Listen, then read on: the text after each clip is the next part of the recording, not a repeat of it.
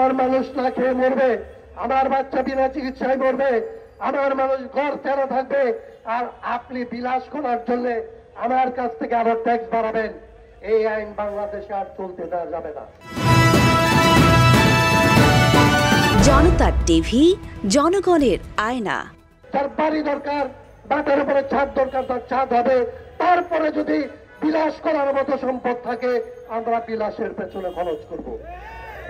তার আগে আমার মানুষ না খেয়ে মরবে, আমার বাচ্চা বিনা চিকিৎসায় মরবে, আমার মানুষ ঘর তেরা থাকবে, আর আপনি বিলাস করার জন্য আমার কাছ থেকে আরো ট্যাক্স বাড়াবেন। এই আইন বাংলাদেশে আর চলতে দেওয়া যাবে না। এর জন্য নতুন রাজনীতি দরকার হয়। আমরা 1 মাস, 2 মাস, 3 মাস দেখতে পারি। এই 3 মাসের মধ্যে নাহিদরা বলছে আমাদেরকে অ্যাসিল্যান্ড অফিস ঘেরাও করার জন্য। আমরা বলতে চাই, আমরা বড় জোর 3 মাস দেখব, তার মধ্যে 2 মাস দেখব, আর 1 মাস প্রস্তুতি নেব।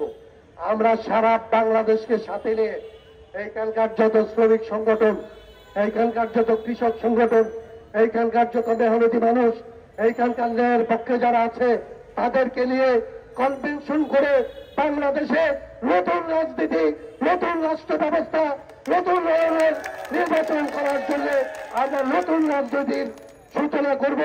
এবং সেই রাজনীতির ভেতর দিয়ে আমাদের মানুষদেরকে আমরা সরকারে বসাবো, আমাদের মানুষকে দিয়ে আমরা রাষ্ট্র পরিচালনা করব, আমাদের পক্ষে আমরা আইন বানাবো, আমাদের পক্ষে আমরা সরকার পরিচালনা করব।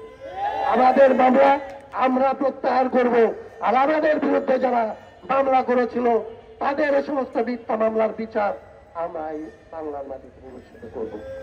এই আগামীর ভবিষ্যৎ, এই আশাবাদ ব্যক্ত করে নিজেদেরকে সংগঠিত হওয়ার জন্য এবং আমাদের এই ন্যায্য দাবি দেওয়ার পক্ষে আপনারা ঐক্যবদ্ধ হবেন, আপনাদের ভাই বোনদের সংগঠিত করবেন।